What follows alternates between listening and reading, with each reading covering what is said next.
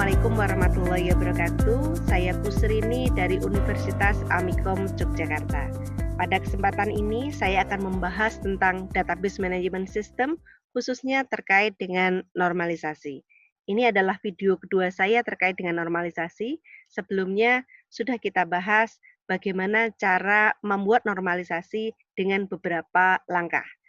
Oke, selain menggunakan normalisasi, saya juga sudah pernah menjelaskan bahwa dalam penyusunan database, perancangan database, kita bisa menggunakan dua pendekatan, yaitu berbasis objek atau berbasis record.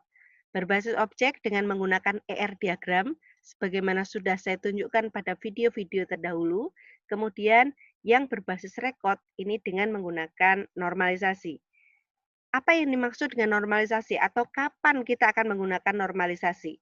Bapak, Ibu, teman-teman, ketika kita merancang sebuah sistem, kemudian di tempat kita merancang tersebut, itu belum didefinisikan seperti apa bentuk transaksinya, seperti apa laporannya, bentuk laporannya, maka pendekatan yang bisa kita gunakan itu lebih baik menggunakan ER diagram, di mana kita akan menentukan objek-objek beserta relasinya, kemudian nanti akan kita buat tabel, ya.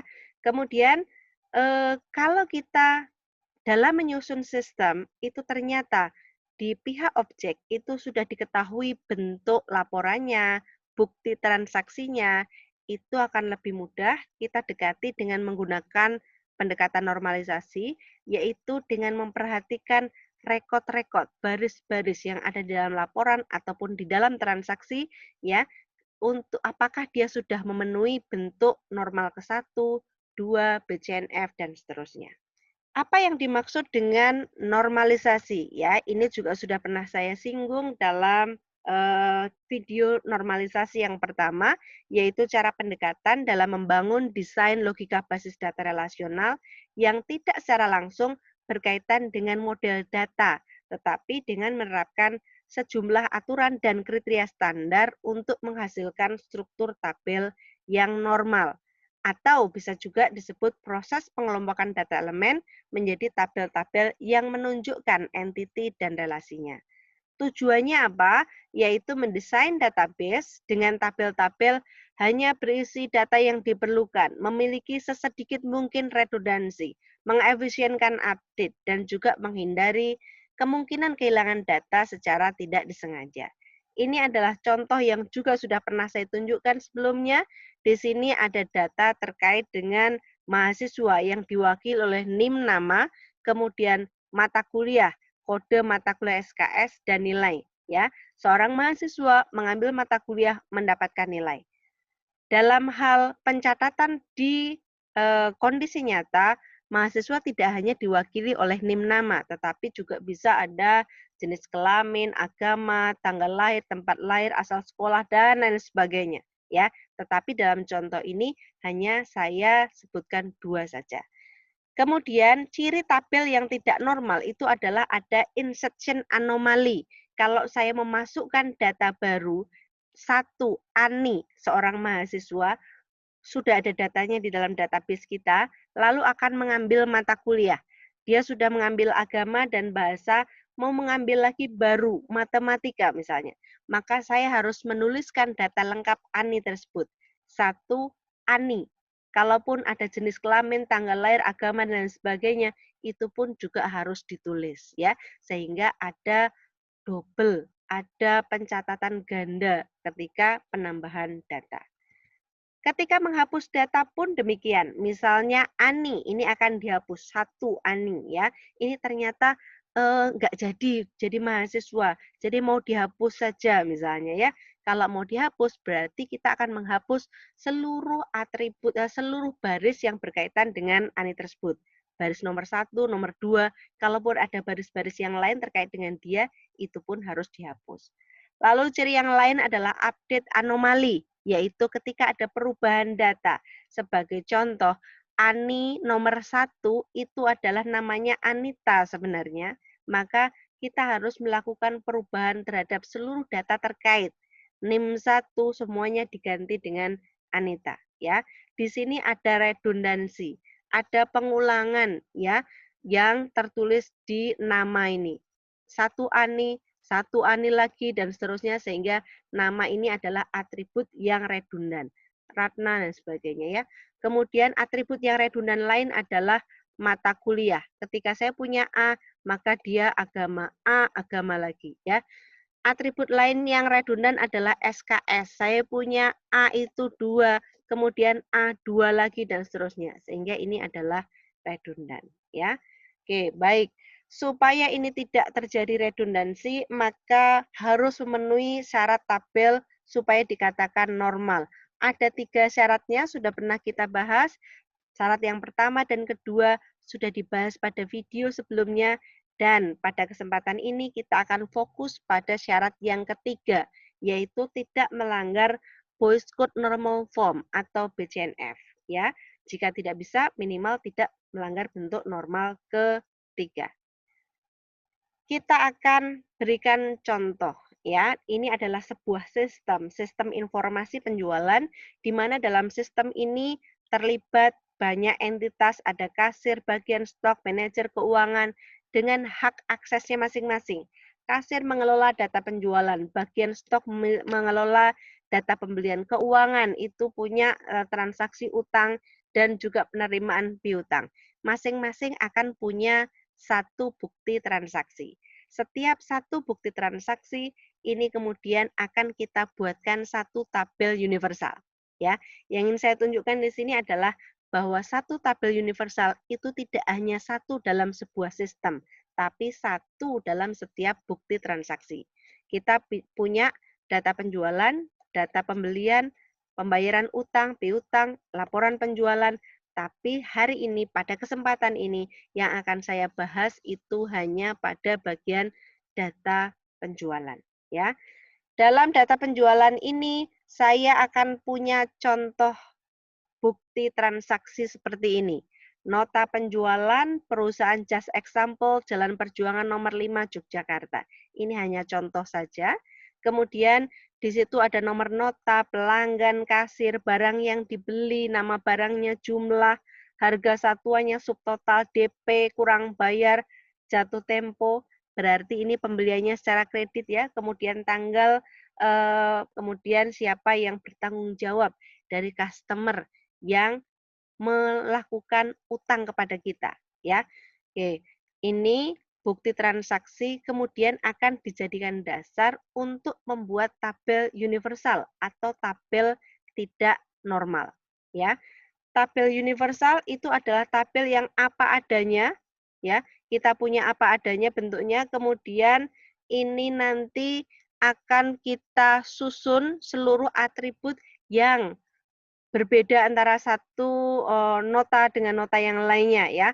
Kalau judul nota penjualan satu nota dengan yang lain sama, nama perusahaannya sama, alamatnya sama, berarti tidak perlu dicatat. Yang perlu dicatat adalah mulai dari nomor nota, kemudian pelanggan sampai dengan terakhir ya. Sehingga kita akan punya di sini nomor nota ya. Kemudian saya punya nama pelanggan, saya punya kode pelanggan, saya punya nama kasir, ya, ada kode barang, nama barang, jumlah, harga satuan, kemudian saya punya subtotal, lalu punya total, ya, DP, kurang bayar, lalu jatuh tempo, ya, lalu ada tanggal, siapa penanggung jawabnya, nama kontaknya, dan juga nomor teleponnya. Seluruh atribut kita ambil, kita masukkan ke dalam tabel universal. Tidak peduli dia multi-value atribut, tidak perlu dia redundan. Dan hasilnya, tabelnya akan jadi seperti ini. Ya, kalau kita tulis dalam bentuk tabel, akan menjadi seperti itu. Oke, kalau kita perhatikan di sini ada 2 baris data, ya ada 2 baris. Di sini baris yang pertama 83453 ini sesuai dengan nomor nota yang ada di dalam contoh. Kemudian yang kedua ini misalnya kita memiliki bukti transaksi yang lain. Jadi satu bukti transaksi itu akan menjadi satu baris data. Oke, toko ABC ya diambil dari sini. Oke, kemudian kode pelanggannya, nama dan seterusnya. Kalau diperhatikan pada bagian kode barang ini isinya ada 3 data. B01, B05, B03. Ini yang kita sebut dengan multi-valued attribute. Di nama barang juga begitu, jumlah, harga satuan, subtotal, ya ini juga terjadi multi-valued attribute. Tapi karena ini tabel universal atau tabel tidak normal, jadi tidak masalah. Ya.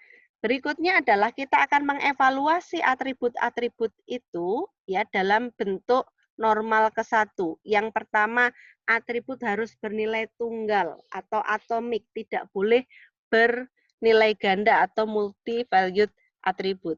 Kemudian kita akan menambahkan atribut yang diperlukan, terutama adalah calon primary key. Ini adalah atribut-atribut yang kita punya tadi, nomor nota, nama pelanggan, ini harusnya punya kode pelanggan, sudah punya di sini, enggak masalah ya. Kemudian nama kasir, harusnya kita punya kode kasir, enggak punya, enggak ada, berarti kita tambahkan. Di sini ada kode kasir. Kode barang, kita punya nama barang, sudah aman berarti ya, tidak perlu ditambahkan. Kemudian langkah berikutnya adalah kita akan menghapus atribut yang tidak diperlukan, yang berpotensi menyebabkan redundansi. Saya berikan contoh di sini yang berpotensi menyebabkan redundansi itu antara jumlah harga satuan dan subtotal. Ya, kenapa begitu? Kalau saya punya jumlah misalnya 10, kemudian harga satuannya adalah 1 juta, maka saya akan punya subtotal itu sebanyak 10 juta. Kalau tiga-tiganya saya catat di dalam sistem, maka ada kemungkinan kekeliruan pencatatan. Seandainya jumlahnya tidak tercatat 10 juta, tetapi 9 juta, maka ini akan ada bias.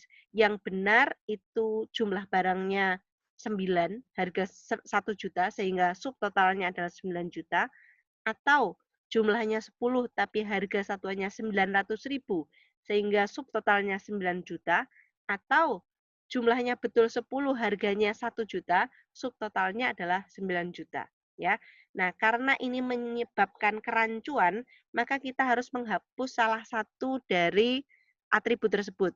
Bisa kita pilih jumlah, berarti untuk mendapatkan jumlah kita akan membagi subtotal dengan harga satuan. Atau harga satuan, kita ambil dari subtotal dibagi jumlah. Atau subtotalnya yang kita hapus. Ketika kita ingin tahu subtotalnya, kita akan mengalihkan jumlah dikalikan harga satuan. Hanya mengalihkan itu lebih mudah daripada membagi, maka saya akan pilih yang dihapus adalah subtotal.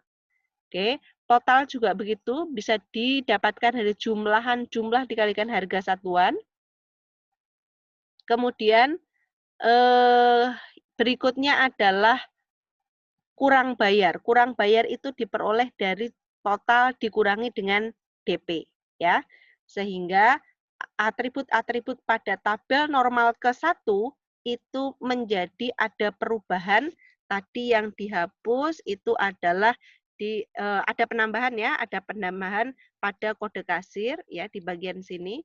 Kemudian ada penghapusan di subtotal, ini tadi kita hapus sehingga di sini tidak ada lagi, di tabel yang bawah tidak ada lagi subtotal setelah harga satuan. Kemudian total juga kita hapus, termasuk kurang bayar ya juga kita hapus ya. Kemudian ada jatuh tempo, tanggal, ini harusnya masih ada nama kontak dan juga teleponnya ya. Ini masih ada data nama kontak dan teleponnya. Oke, berikutnya setelah kita memiliki tabel bentuk normal pertama, langkah selanjutnya adalah kita akan membuat tabel bentuk normal kedua atau second normal form ya. Yang perlu diperhatikan dalam proses pembentukan normal kedua ini, kita mengevaluasi dari bentuk normal pertama, lalu kita cari atribut yang bisa menjadi primary key. Setelah itu kita evaluasi apakah atribut yang lain itu bernilai tunggal. Kalau bernilai tunggal kita masukkan dalam satu tabel atau bernilai jamak ya atau ganda. Kalau bernilai ganda, maka kita buatkan tabel baru dengan primary key-nya adalah primary key tabel yang pertama tadi, tabel induknya bersama dengan perwakilannya, atribut perwakilannya. Ini adalah contoh transaksi penjualan dan ini adalah atribut-atribut yang sudah kita evaluasi tadi dengan penambahan kode kasir, kemudian penghapusan subtotal, total, dan kurang bayar. Kemudian kita akan membuat tabel bentuk normal kedua. Ya, apa yang dilakukan di dalam tabel bentuk normal kedua? Kita akan memilih atribut yang bisa dijadikan primary key, yaitu atribut yang pasti berbeda antara satu nota dengan nota yang lain. Ya, di sini kita akan pilih yang nomor nota. Kenapa nomor nota? Kenapa bukan kode barang? Karena kode barang masih mungkin di nota berikutnya menggunakan kode yang sama. Demikian pula dengan pelanggan, ya. Jadi yang diambil adalah bagian nomor nota ini sebagai primary key. Yang bernilai tunggal. Mana yang bernilai tunggal? Toko ABC ini bernilai tunggal, ya. Kodenya ini bernilai tunggal, kasirnya termasuk kodenya juga bernilai tunggal, ya. Kode barang, nama barang, jumlah harga satuan, nilainya banyak. Subtotal tadi sudah dihapus, ya. Kemudian DP ini juga bernilai tunggal, ya. Jatuh tempo bernilai tunggal, tanggal, kemudian kontaknya dan juga teleponnya ini bernilai tunggal. Sehingga ini bisa kita susun tabelnya begini. Nomor nota di sebelah kiri panah artinya primary key, diikuti nama pelanggan, kode kasir, nama kasir, DP, jatuh tempo, tanggal, nama kontak, dan telepon. Kemudian yang bernilai banyak di sini kita punya kode barang, nama barang, jumlah, dan harga. Berarti mereka akan kita buatkan tabel baru, bisa dijadikan satu ketika mereka berhubungan. Jadi nama barang itu adalah dari kode tersebut, jumlah itu adalah jumlah dibeli terhadap barang tersebut, harganya juga begitu. Berarti mereka berkaitan, ini bisa kita buat menjadi tabel baru dengan primary key-nya adalah primary key tabel yang pertama tadi, yaitu nomor nota. Ya, diikuti perwakilannya. Perwakilannya antara kode barang, nama barang, jumlah, dan harga satuan. Saya pilih kode barang, sehingga jadinya tabelnya akan seperti ini. Oke, dari tabel normal pertama, saya menghasilkan 2 buah tabel. Karena tabel yang pertama tadi untuk yang bernilai tunggal, tabel yang kedua untuk yang bernilai ganda. Kalau ada atribut yang bernilai ganda lagi yang lain dan tidak berkaitan dengan kode barang nama barang, maka memungkinkan dibuatkan tabel baru lagi. Sehingga dalam tabel normal kedua tidak selalu menjadi 2 buah tabel, bisa jadi 3, bisa jadi hanya 1 ketika tidak ada yang bernilai ganda. Baik, setelah kita memiliki tabel normal kedua, langkah selanjutnya adalah kita susun dalam bentuk BCNF, Boyce Code Normal Form. Aturannya di sini semua atribut tidak boleh memiliki ketergantungan transitif, atau dengan kata lain adalah atribut yang selingkuh. Yang mana itu? Misalnya di sini atribut B bergantung pada A, artinya setiap satu nilai A saya punya satu pasangan B. Atribut C juga bergantung pada A, ya. C ini bergantung pada A karena setiap satu nilai A saya punya pasangan 1C, ya. Tetapi di sini kita perhatikan B juga bergantung, C juga bergantung pada B. Sehingga C ini adalah atribut yang selingkuh. Yang selingkuh harus dikeluarkan dari tabel ini, ya. Ini tidak boleh begini, sehingga jadinya tabelnya adalah A diikuti oleh B, ya. Bagaimana nasibnya C? Kita buatkan tabel baru bersama dengan selingkuhannya, yaitu B, ya. Jadilah tabel yang kedua seperti ini.